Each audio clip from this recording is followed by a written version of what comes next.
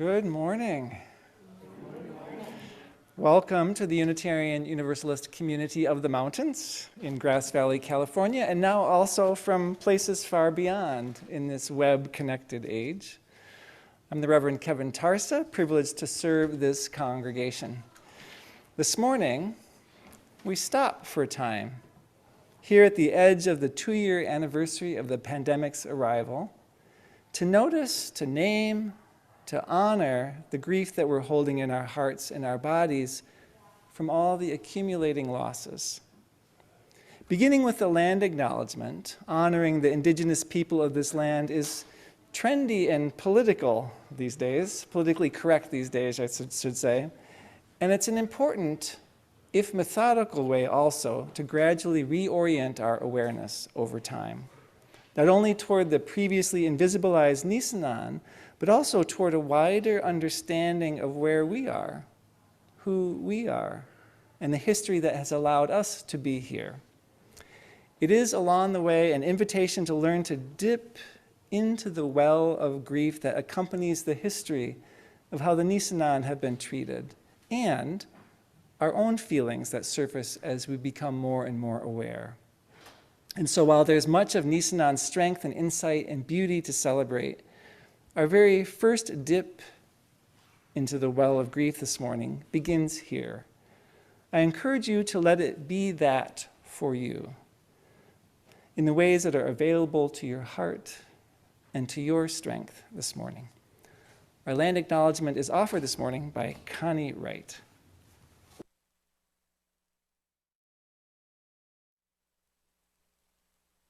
In our commitment to be in right relationship with the descendants of this area's indigenous people, we place a small basket of black oak acorns on our altar each week.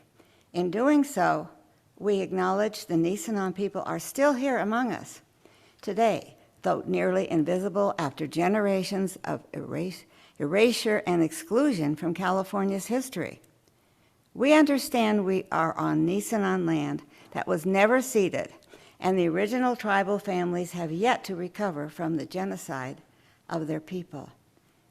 As residents or visitors in Nisenan land, we support the Nevada City Rancheria Nisenan tribe in efforts to stabilize their people, as well as the campaign to restore tribal sovereignty through federal recognition.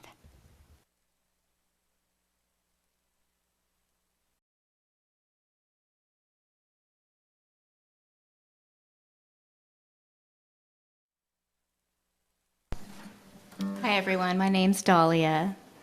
I'm glad to be here today singing for you. Singing With two. Yes.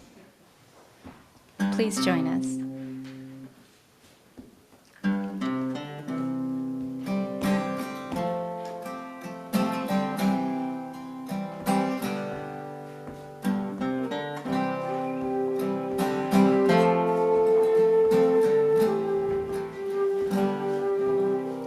My life flows on in endless song above earth's lamentation. I hear the real, though far off hymn that hails a new creation. Through all the tumult and the strife, I hear the music ringing. It sounds an echo in my soul. How can I keep from singing? What though the tempest round me roars? I know the truth, it liveth. What though the darkness round me close? Songs in the night it giveth. No storm can shake my inmost calm, while to that rock I'm clinging. Since love prevails in heaven and earth, how can I keep from singing? When tyrants tremble as they hear the bells of freedom ringing, When friends rejoice, both far and near, how can I keep from singing? To prison cell and dungeon vile, our thoughts to them are winging. When friends by shame are undefiled, how can I keep from singing? How can I keep from singing?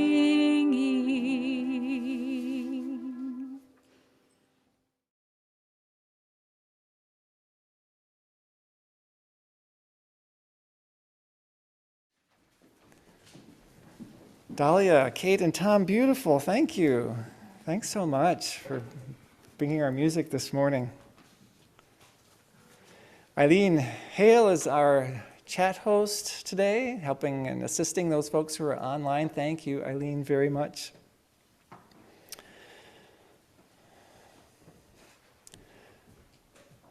Dearly beloved, we are gathered here to remember and to honor the loss of, well, the layered losses of the past couple years, during which grieving has been so often a more solitary experience. The current pandemic in the United States was declared exactly 2 years ago this weekend, and we arrive today from our many rooms, our many circles of connection, to be together in our personal and our shared grief. Grief added to and amplified most recently by the suffering of the people in Ukraine. Amplified and added to recently by many things. Welcome to this tender and this sacred and this precious time. From your own meandering path of the past 2 years with its gifts, its tragedies, its priceless discoveries too, its confusion, its pain, and its reassurances. Welcome. May you know deeply that you are not alone in your love, in your grief, in your worry, or in your hope and your faith. You are not alone. To all online and to all here on site on Church Street, may you know yourself welcome and held in love and held in warm and sensitive curiosity, held in care and kindness, which means, of course, all of us offering those things to each other. That's how it happens. Dearly beloved, we are gathered. Let us speak of the deepest things we know right away, and so make of this hour an hour that serves the well-being of all that we touch, in body and in spirit. Welcome. Our chalice lighting words this morning are offered by Beth Caro and Tom Wernick.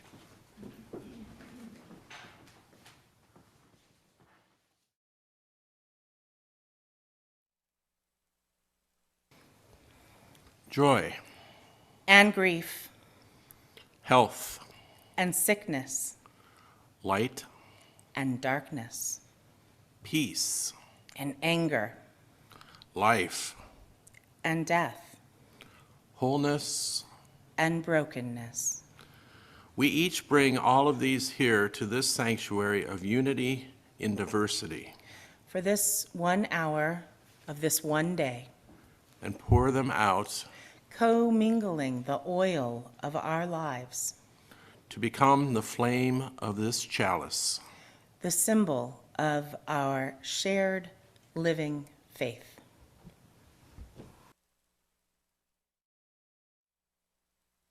Chalice is lit here. I invite you to light your chalices at home.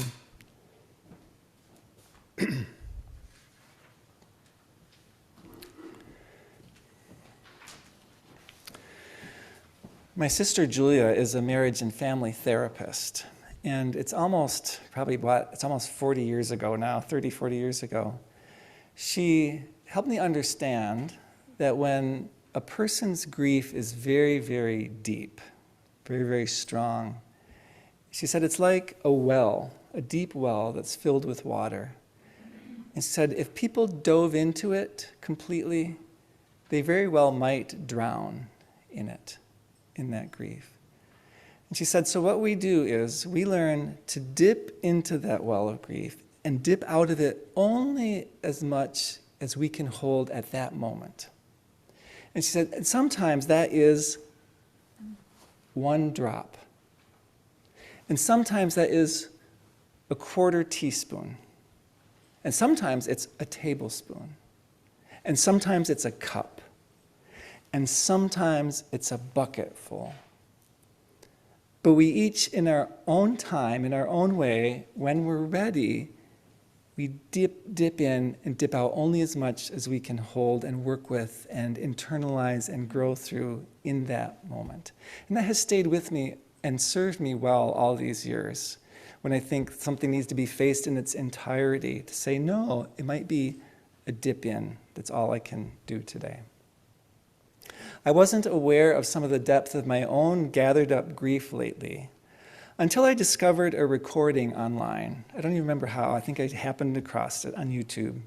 A choir singing of returning someday, eventually, to the simple connected ways of being together that we knew before the arrival of the pandemic.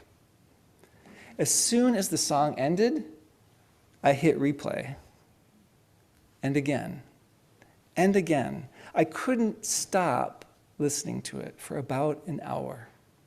And only then because I had a meeting to attend. It was as if before I could do anything else, I needed that singing to acknowledge and in some ways unlock that grief that I hadn't allowed to come fully to the surface. I hadn't dipped into that well very much.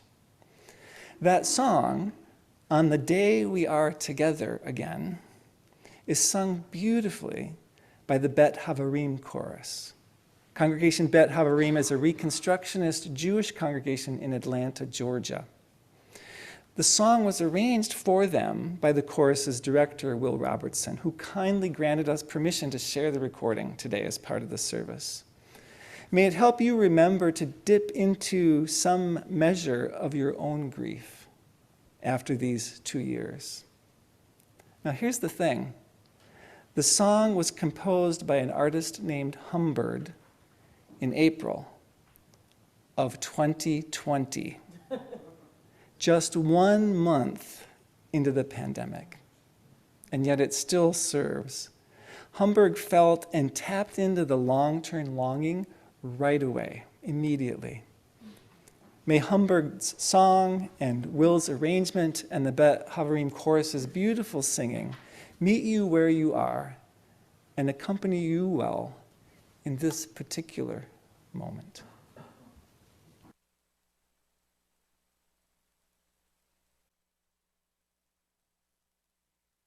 On the day we are together again, on the day we are together again, I will pull you in close like a hoop with no end.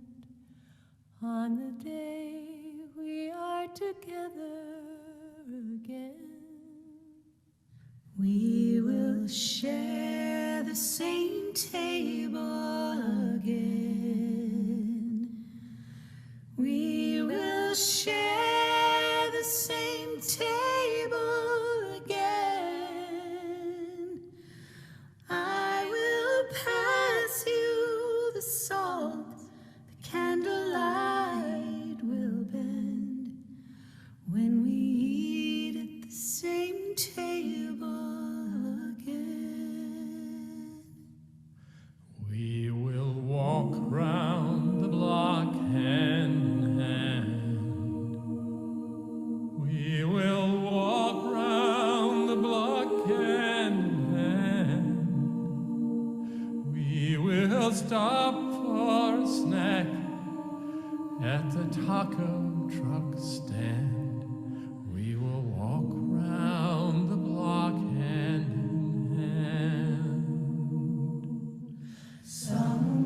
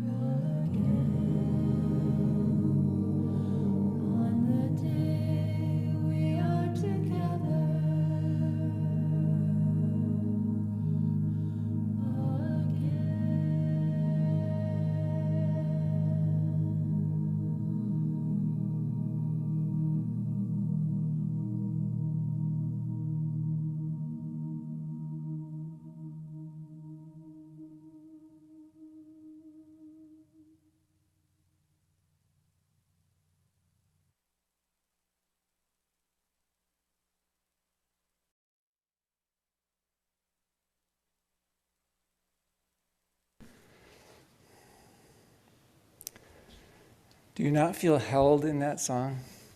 In both the words and also the sound, right? The communal sound, the singing.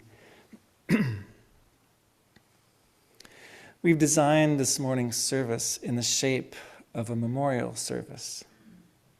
This is where I might typically include a eulogy, which technically is a piece of praise, most often for someone who has died, but not only someone who has died. I try to write eulogies for celebrations of life that are honest about a person's life. Some of it is praise, yes, if possible. And it's not, sometimes it's work, right? But some of it is also a candid acknowledgement of the rest of the truth of a person. That's part of what we're celebrating, right? The person in their fullness. A eulogy often begins with the basic outlines of a person's life. They were born, they did this, they studied here, and then becomes more and more intimate as it goes. And it's the family and loved ones and friends of a person who has died who can remember a person most powerfully and most intimately. So I see a eulogy always as a preparation for that sharing. It's really an entrance to that kind of sharing. And we will, in fact, invite you to share in writing, in a brief way in the service, in a sentence, really, what losses you are grieving now from the past couple years.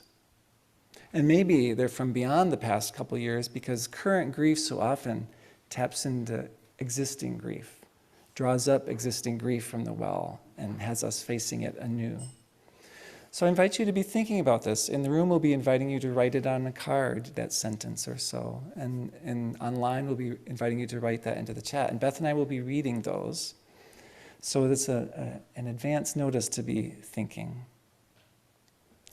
On March 11th, 2020, the World Health Organization declared the birth of the COVID-19 pandemic. Then President Trump declared a national emergency on March 13, 2 days later. This congregation's first COVID-19 casualty was the St. Patty's Day Kaylee that Shannon and Andy Dooley Miller had planned with such joy and such care after not having had one for several years. It was scheduled for Saturday, March 14th. The musicians, the food, the anticipation were all ready. So it was with sadness that we canceled the event here at the congregation, figuring it was not responsible to hold a big public event as the pandemic was arriving. And we moved that Sunday service, March 15th, to Zoom. Boom. With the help of Allison River Sampson and David Sampson and Bob Miller. Carol Ritchie was in the room, a handful of us. Boom, we leapt to Zoom, and so did you with those training sessions. I don't need to name much of the rest. We lost familiar forms of connection and affection, trips, time with family and loved ones, festivals, concert, and those grace-filled conversations that unfold naturally when you bump into people. Our faith in humanity has been challenged too, from numerous directions. And we've lost people in our lives. People have died, and we've lost their active presence in our days. You hold the intimate details of what has been lost in these 2 years. As you take time to continue to remember that life of the last 2 years and perhaps what rises to the surface of what you have lost, may the song Spirit of Life speak to you, whether you listen or you sing along.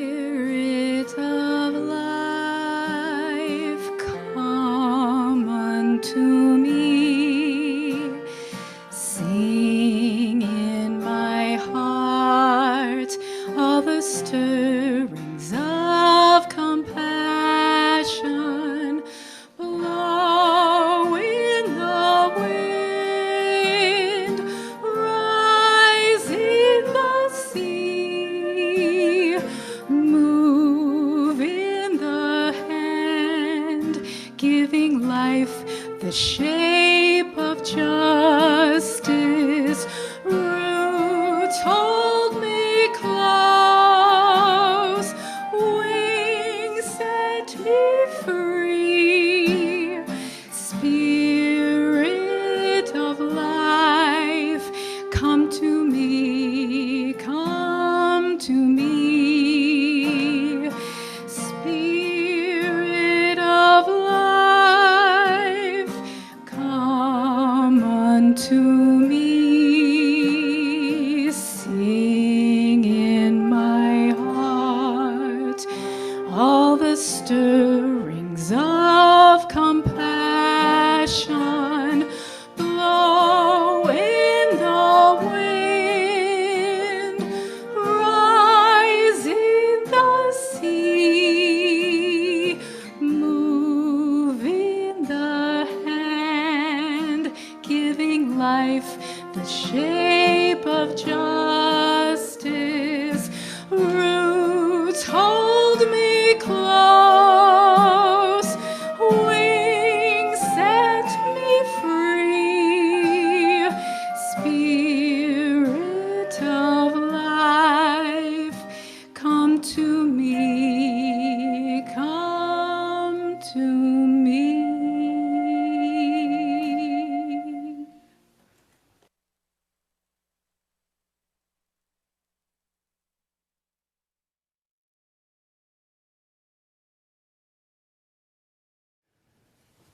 I invite you to think about your sentence. If you don't have a card and a pen in the room, Corey's got pens and cards available.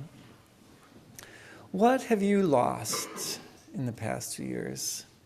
Right, the whole list would take pages, perhaps. But what rises to the surface? What seems most important to name? What have you lost in these past 2 years? Who or what are you grieving? What have your losses removed from your life is another way to think about it. There's so often ripples of losses from one loss. What's the shape of the hole that's been left from those losses in your life? In a way that works for you, I invite you to write these in a way that's legible so that I'll be able to read them if you're in the room. At home, online, I invite you to type into the chat what your sentence would be, your sentence of lost.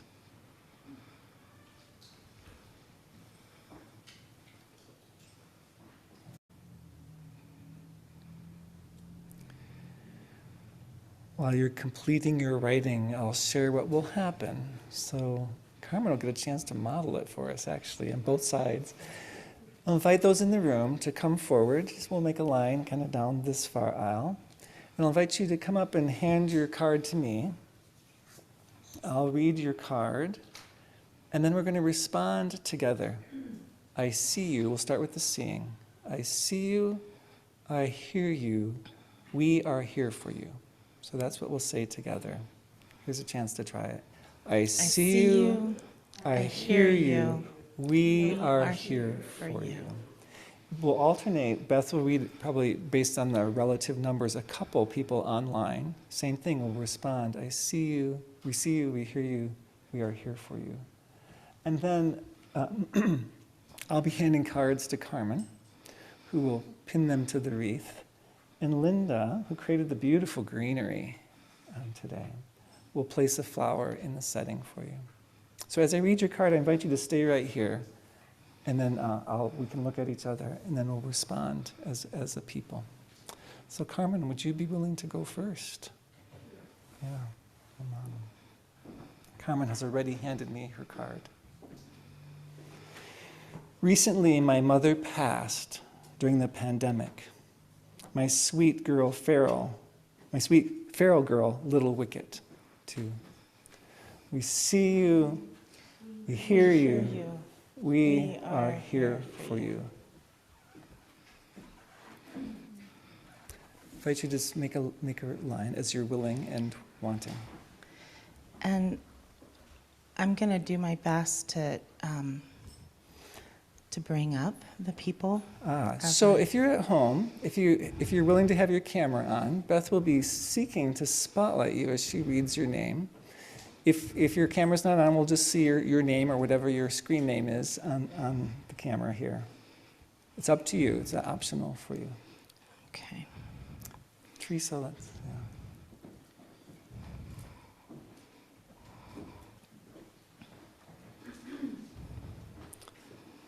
Precious moments for travel, family, and community connections in our declining years. We see you. We hear you. We are here for you. Robin Hart writes, what I'm grieving and what I have lost over the last 2 years, so much close and in-person connection with others, especially in this congregation. The simple everyday things like eating out in a restaurant or going to the movie theater. We see you. We hear you. We are here for you.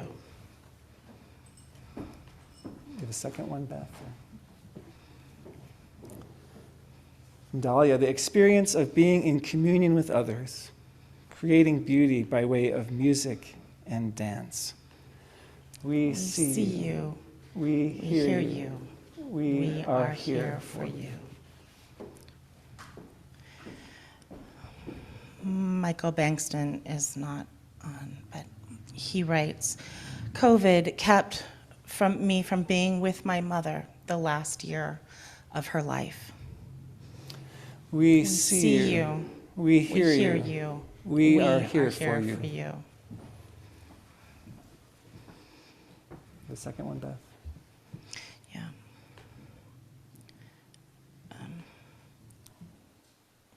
Sorry, one sec. This is a little bit difficult.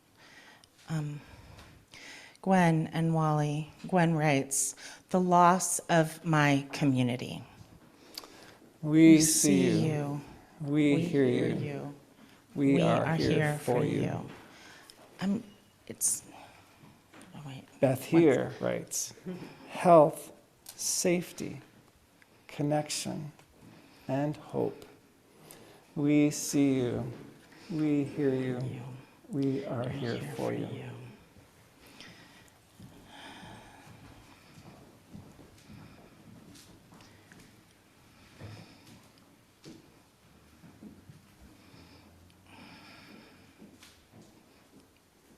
Sorry, it's challenging. Would you like some support in that? I don't know how I can. It's just finding people and yeah, maybe you could help me spotlight Bruce and Scotty Hart. Maybe they're not on. Bruce writes, the loss of physical touch. We see you. We hear you. We are here for you. Here for you. There they are. 1 second. There they are. Hi. Well, how about one more, Mary Pickett? Okay. Mary Pickett.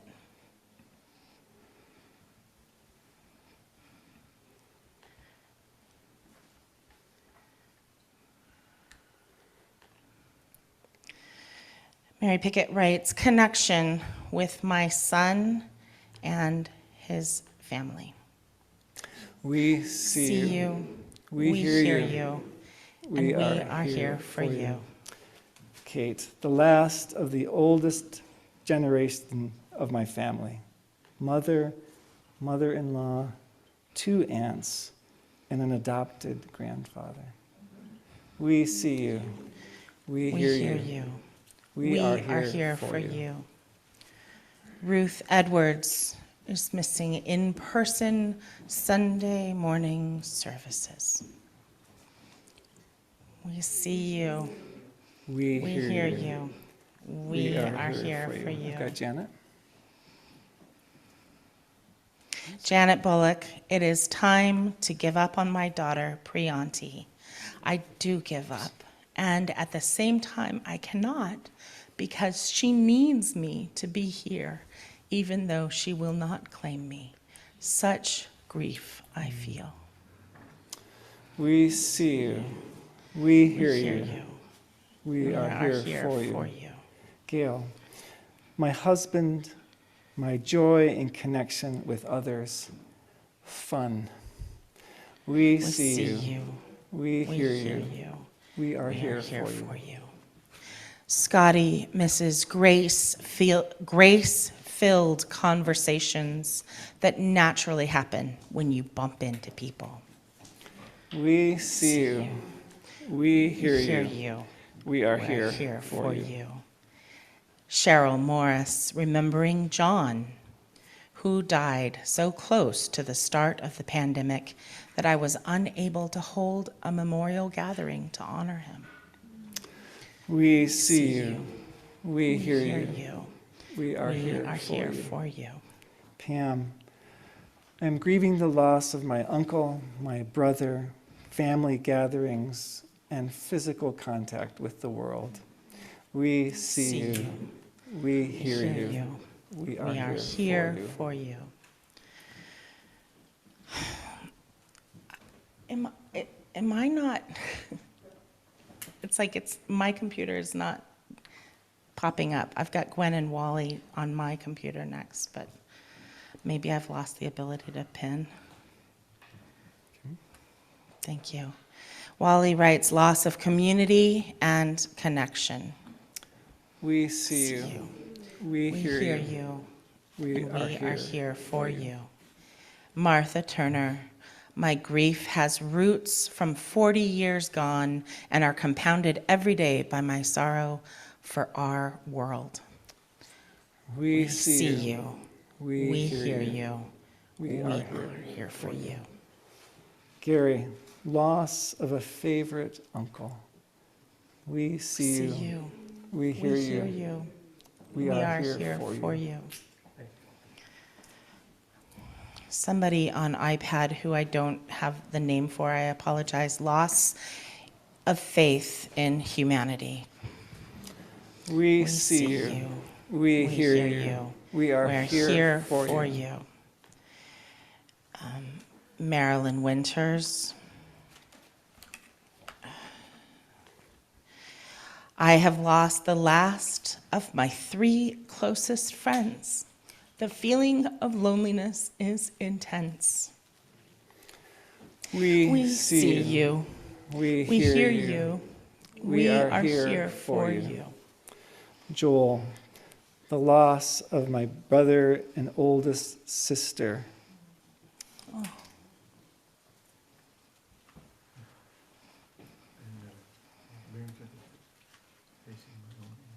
Oh, and facing my own aging.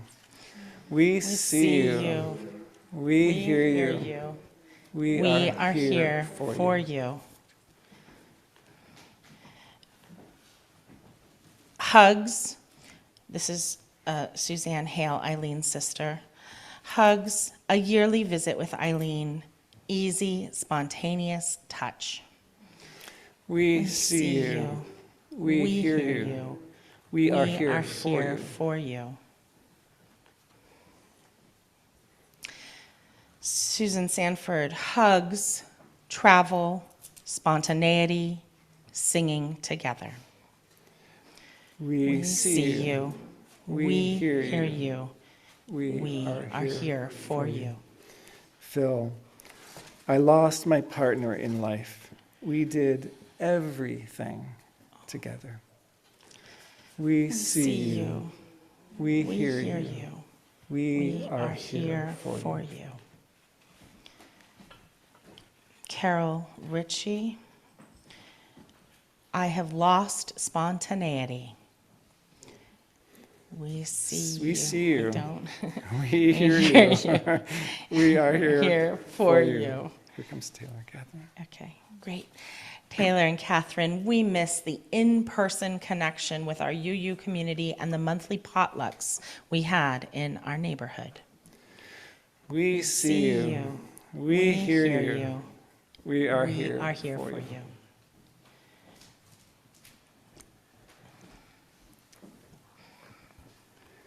Connie, the pandemic was hard for me because my husband Ron had passed away a few years before it started. I didn't have as much strong support. We see See you. you.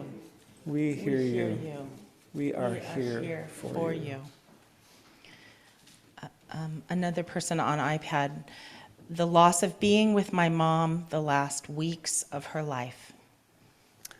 We see you. We hear you.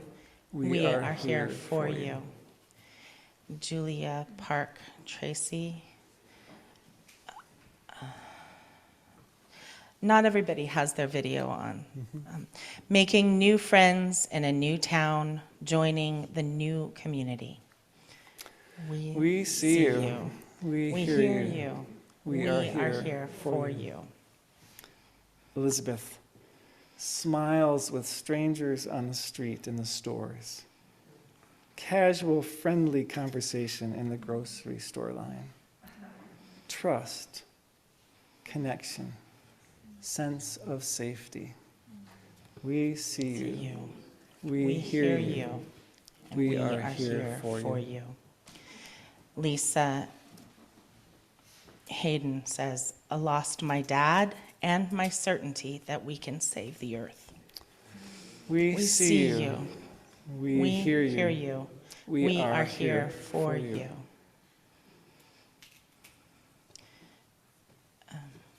And Allison Rivers Sampson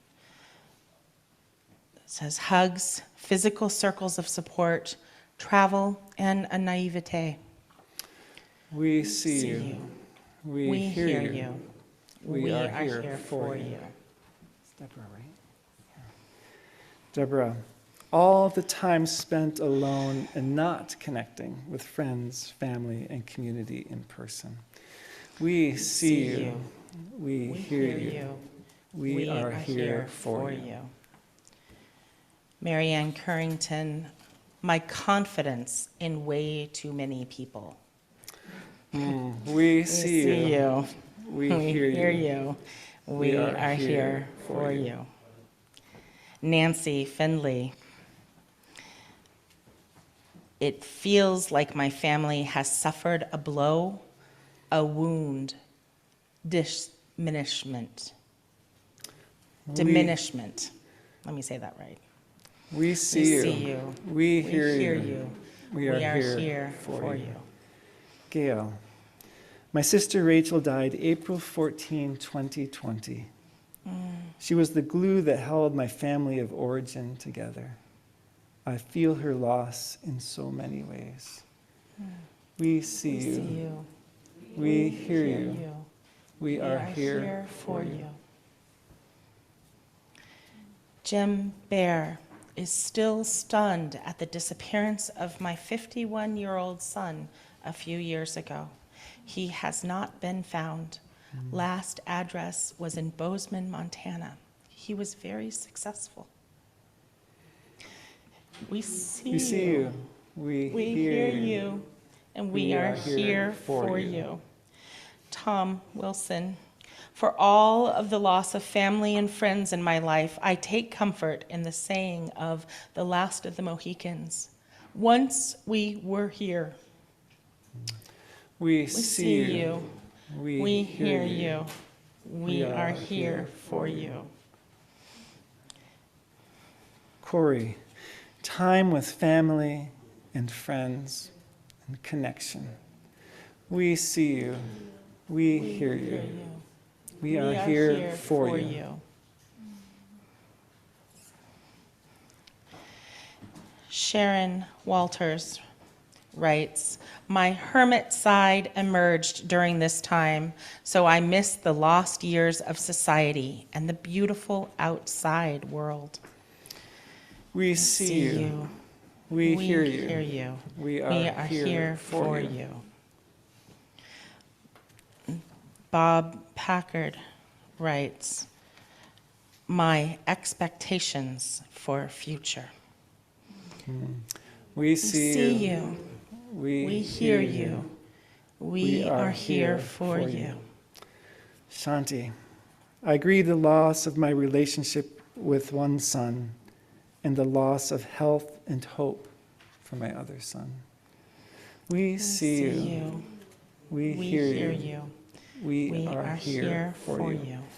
And I need a reminder of your first name. Jiva. Jiva, thank you. Loss of my brother and the feeling of vacuum for the whole family. We see you. We We hear hear you. you. We We are are here here for for you. Frank Lawrence, it's Renee. My levity and joie de vivre. We see you. We hear you. We are here for you. And Pete writes, tears beyond words. Grateful to this community for love and support. We see you. We hear you. We are here for you. Oh, beautiful. A beautiful litany. And this is Beth's, right? I am grieving the false sense of security I once held, erroneously thinking that community health was not a dividing issue. We see you. We hear you. We are here for you.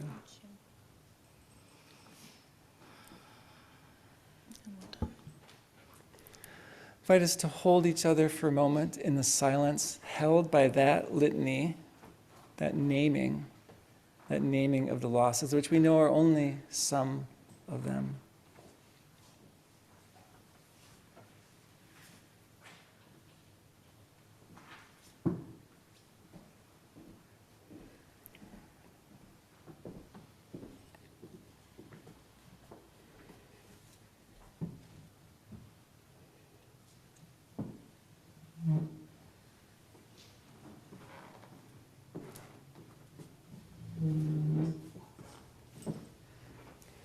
Carmen, thank you. We invited people to send some images. My original thought was to step away from words for a moment, but the images have descriptions that are very powerful. So I invite you into the words, the images, and the center of your own heart.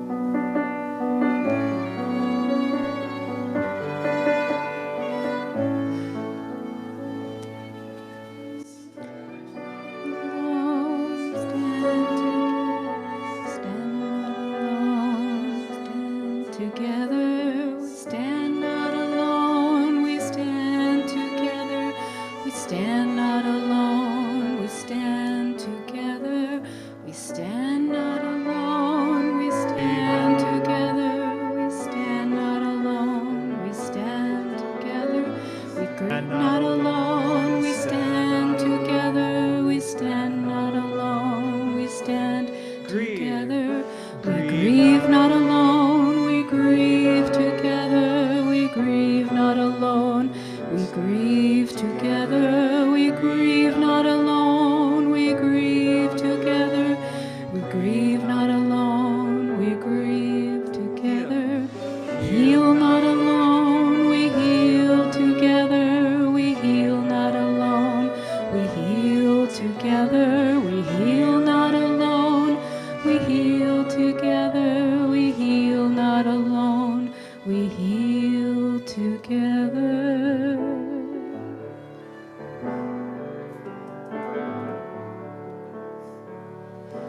There is a healing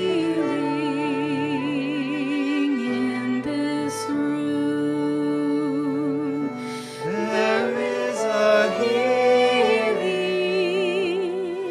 in this room. There is a healing.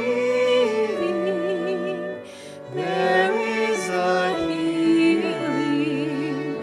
There is a healing in this room. In these eyes, there is a healing. In these eyes, there is a healing. In these eyes, there is a healing. There is a healing. There is a healing in these eyes, in these hands. There is a healing in these hands. There is a healing in these hands. There is a healing. There is a healing. There is a healing in these hands. In this heart, there is a healing. In this heart, there is a healing. In this heart, there is a healing. There is a healing. There is a healing in this heart. In this room, there is a healing in this room. There is a healing in this room. There is a healing. There is a healing. There is a healing in this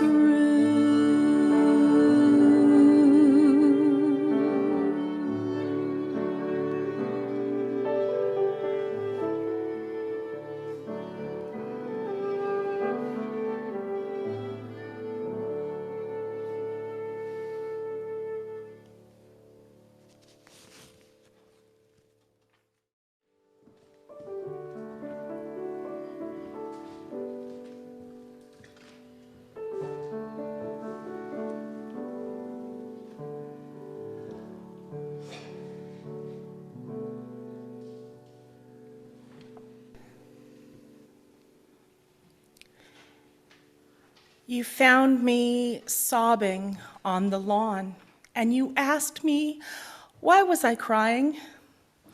I forced a smile and said, my heart keeps breaking. I expected you to try and talk me out of my breakdown, Instead, you simply touched my wet face with your open palm, and my tears sunk into your soft skin like seeds.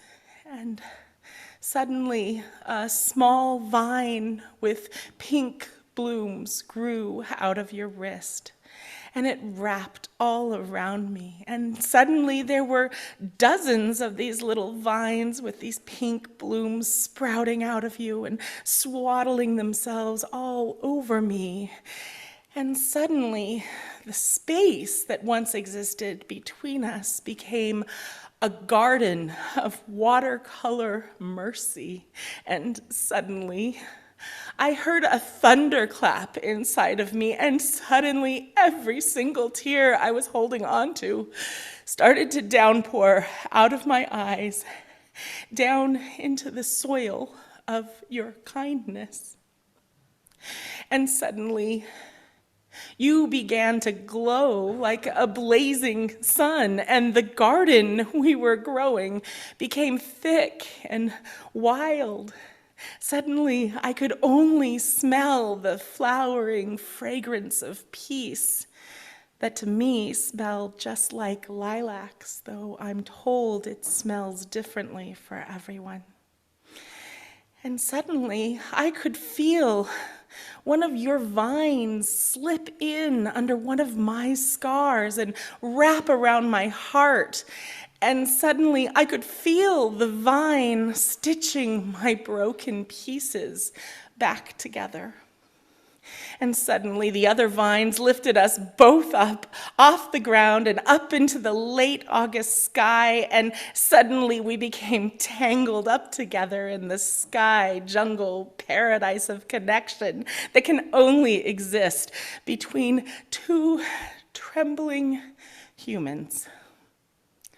Oh, my love, there are so many miracles that can happen when a teardropper meets a tear catcher.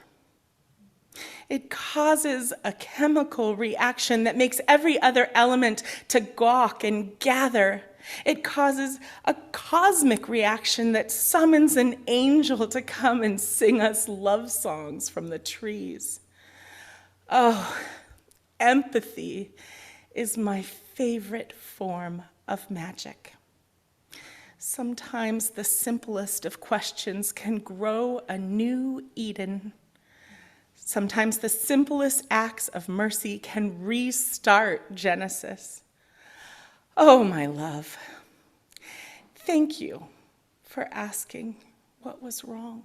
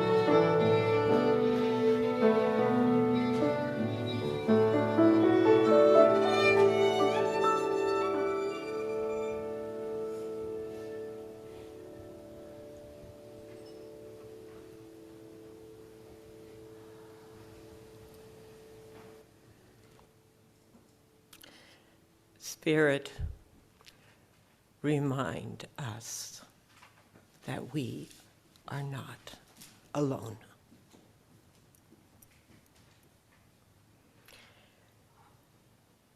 We are in the process of opening all the chambers of our hearts, exposing them to the benevolent universe.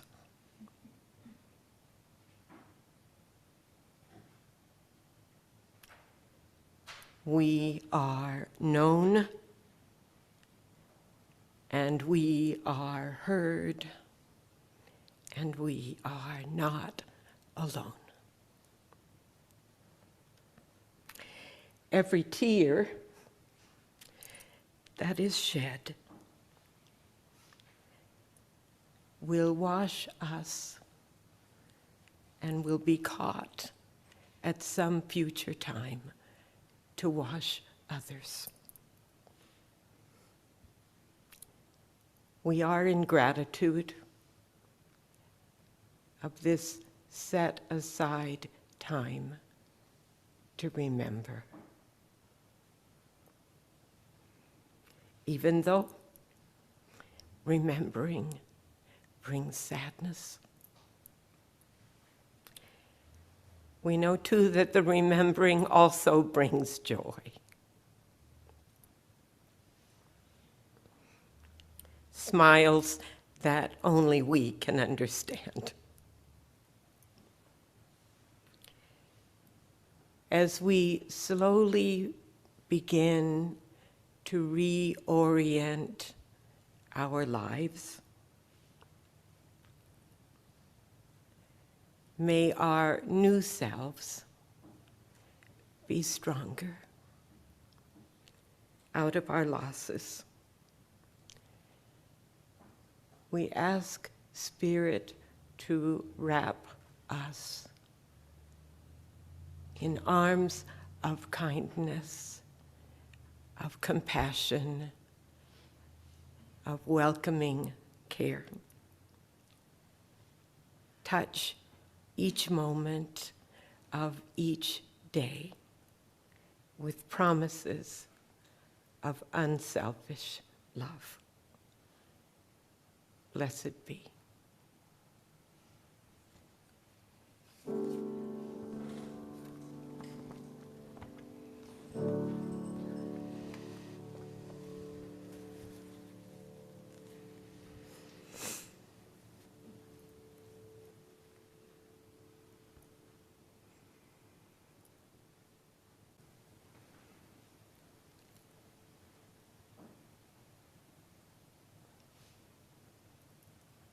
Carol asked me to choose a slide for this section, and I chose, and I hope it's what's up there, not there yet. That's my cue back there, you guys. There we go. Reflection. The magic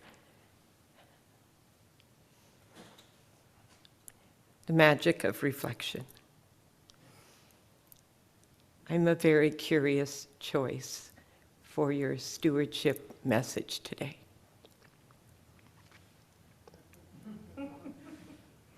I won't be with you to enjoy what's reaped from your generosity. And it makes me emotional. It's very hard for me to imagine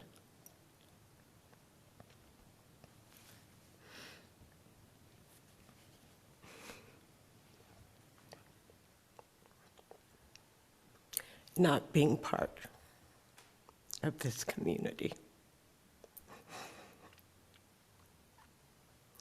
Like so many of our hospice families, this is preliminary grief. But it comes with great appreciation. And it makes sense to me that grief and appreciation ride together. And so, why would I encourage you to be generous to this congregation? First, the people. Those of you who know me know that that's what I care most about. Meaningful, stimulating, and caring relationships. This congregation abounds with fascinating people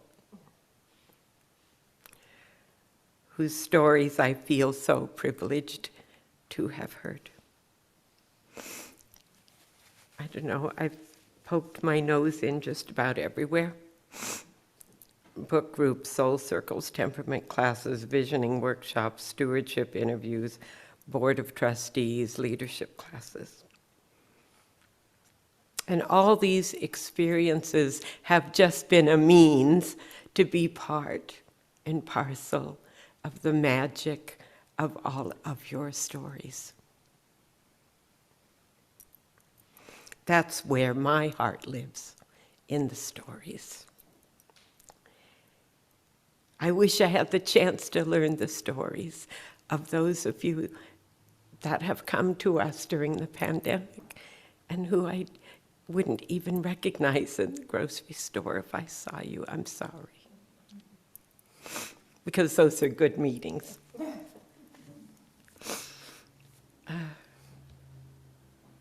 There's a story in there too.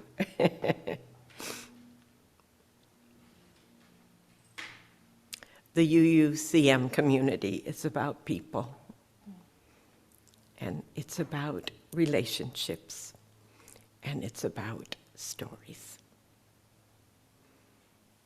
I've been busy here,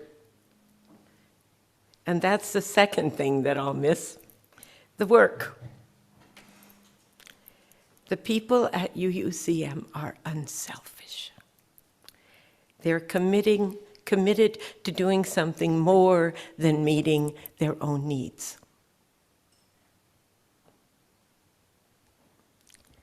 My belief, long time held belief, is that when we're able to focus our attention on the needs of others, our needs move into the background.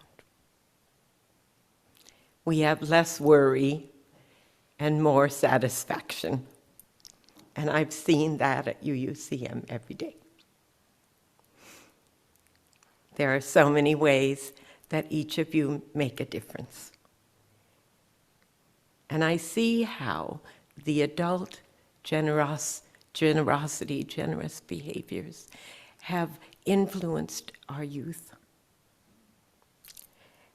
And again, how vice versa, the youth and their growth and their interests and investments have turned around and inspired us.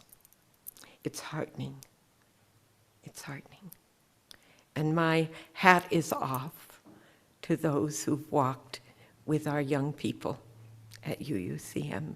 You're bringing up terrific young citizens. Each of us, when we're our best self, is generous. Of course, that could mean money, but it could also mean time, and it could also mean spirit.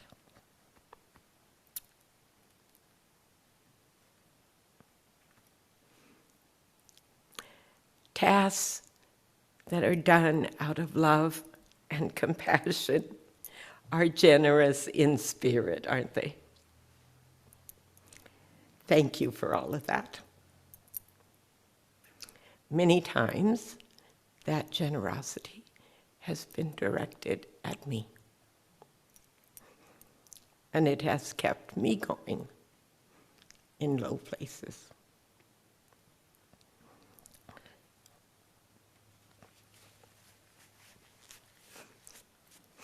This last one might be the hardest.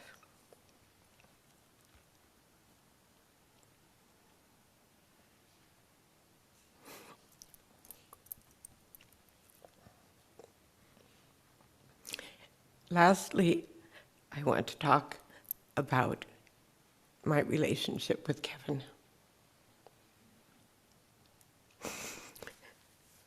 When ordained clergy move into a new church, we're taught to do it very cautiously because this is Kevin's ministry.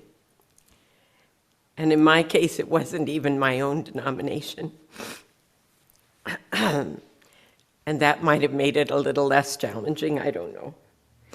However, let's talk more about generosity of spirit. From the very beginning, Kevin has been my colleague and my friend, and I've treasured our learning and our teaching together.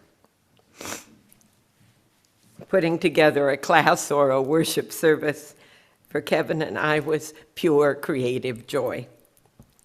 The time flew by as our ideas blended, and it doesn't always happen like that. He's invited me to preach and to teach and to participate in worship so many times.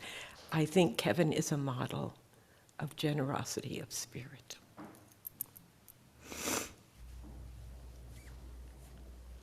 It's been the main reason for my strong commitment to doing the work. Our relationship, I hope, will continue from a distance.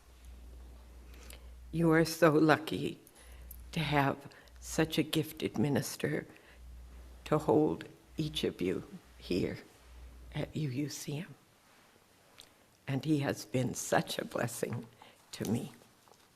Thanks, Kevin. And so my question to each one of you. Your story and my story are unique. And so why do I think you, each one of you, should support UUCM? Because your commitment to UUCM is a commitment to your best self. I ask you, please, to take that challenge. You can't even imagine who will benefit from your journey. Thank you.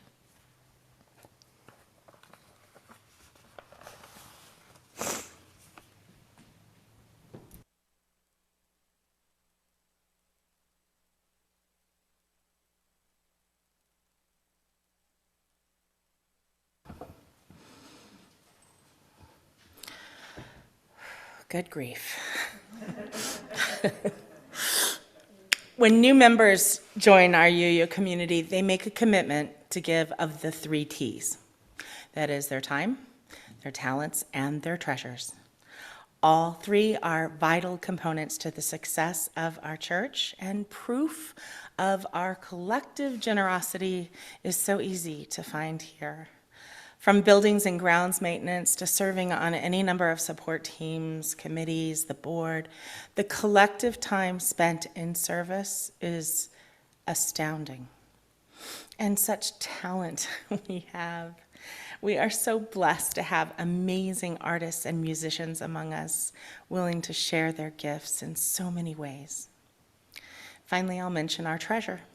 Mostly through our donations from our yearly pledges and the collection that we take each week, we fully fund our church and its work for justice and peace within our congregation, our local and regional community, and the wider world. UUCM is a generous community partner with many nonprofit organizations whose missions reflect our values. This month, our Share the Plate partner is Interfaith Food Ministry, which works diligently to feed the hungry and reduce food insecurity in Nevada County. They report that the number of clients they are serving has surged recently, and our generous donations are truly making a difference in the health and well-being of some of the most vulnerable people in our community. Thank you so much for your continued gifts of time, talent, and treasure. Let's collect the offering now as we enjoy the talents of our musicians.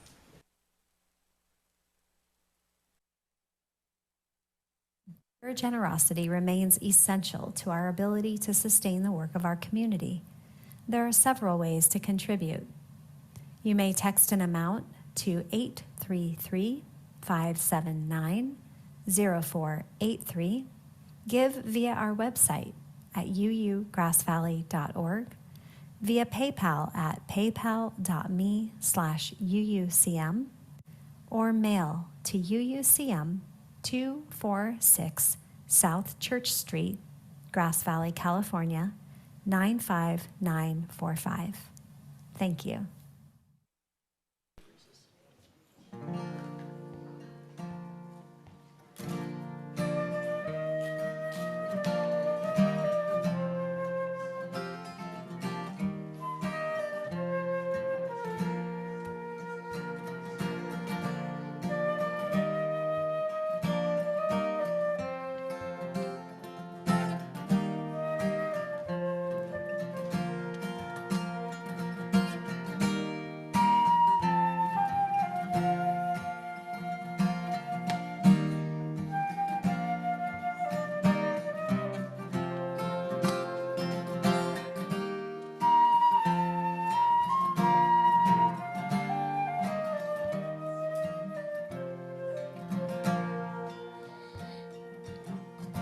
When I thought all I had was gone, I hung my head and cried. And through the tears by the light of the dawn, I saw my guitar by my side. I reached down, placed it on my knee. My fingers brushed against the strings, and as the sound mingled with my grief, I heard myself begin to sing. In my voice was formed a melody. It played upon these simple chords, as from a man rescued from the sea, came tumbling forth these simple words. And the sun came out today. I watched a gentle breeze make the green grass sway. Just like the birds flying in the sky are part of nature's plan, so am I.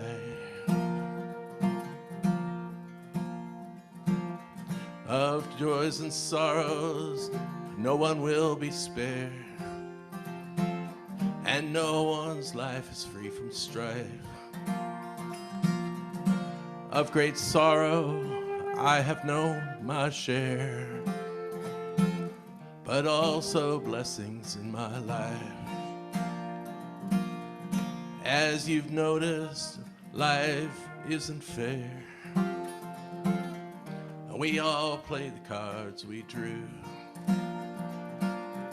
But if you reach for me, I will be there. And I will share my joys with you. And the sun came out today. I watch a gentle breeze make the green grass sway. And just like the birds flying in the sky are part of nature's plan, so am I. Just like the birds flying in the sky are part of nature's plan, so am I.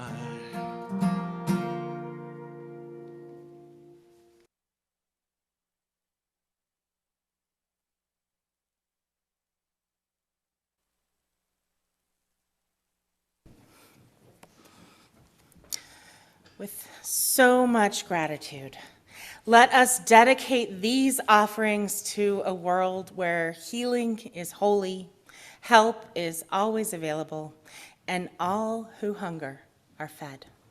Thank you.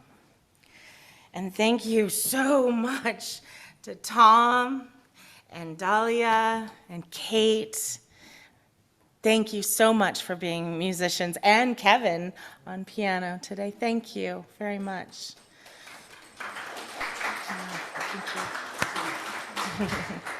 Thanks for the beautiful setting, Beth, with Linda Siska. Yeah, And thank you. Love Made Visible is what it feels like, right? Both the original, but also what grew in the course of the service. Love Made Visible. And thank you, Linda and Carmen, for helping me make my vision come Eileen is chat host, thank you. Oh, thank you. And thank you to our AV techs in the back, Siobhan and Steve today, Bob Miller always. Karen, thank you so much for today, but so much more than that, too, for both the blessing and your reflection. Thank you. Connie, thanks for reading today. Tom as well.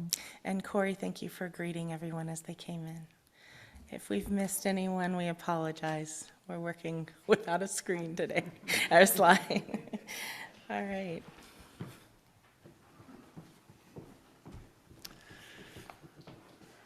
Our closing words, More Than One Life by Lee Hubert. And I'll say as I enter this, if you're feeling a particularly deep grief in your life these days, there's a professional person who has offered services for some one-on-one. So see me if that's of interest to you, if having some professional help to work through some deep grief would be helpful to you. And if something more gentle, if a group that's meeting together for a while to focus on working with grief would serve you, please let me know that too. So we'll make those available. After the service, the folks online, there'll be a couple of breakout rooms. One of those breakout rooms, at least, will be grief focused. So feel free to join there and continue exploring in the conversation. For now, the words of Lee Hubert. Lighting a candle is somewhat like the beginning of life, lighting a chalice, for example. If that is true, then perhaps extinguishing a candle, extinguishing a chalice is like the end of life, the ending of life. But death may not be the end of us. We live on in the memories of friends and loved ones. The influence we possessed in life works on, moving persons or causes forward. Let us not forget that most candles have more than one life. And so perhaps may we, and so perhaps may some of those things we have lost. I invite us to remind ourselves that we are not alone, that we are always connected in this community benediction that we share together. As we extinguish the chalice and move forward from this time, together let us carry the flame of peace and love until we meet again.